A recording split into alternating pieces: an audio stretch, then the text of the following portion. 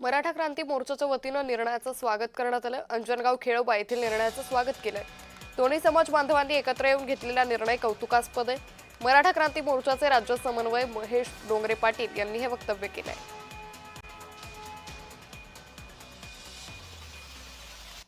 मराठा समाज कुठल्याही जाती धर्माचा दोष करत नाही। छत्रपती शिवाजी महाराजांनी हे स्वराज्य निर्माण करताना 18 पगड 12 बलुतेदाराला घेऊन हा स्वराज्य निर्माण केले। तसंच मराठा समाज हा मोठा भावाप्रमाणे तुम्हाला सांगतो समाजाची भूमिका घेतली आणि छत्रपती शिवाजी महाराजांचा पुतळा तुम्हाला सांगतो ह्या पुतळ्याचा वाद आता पडदा पडलेला आहे।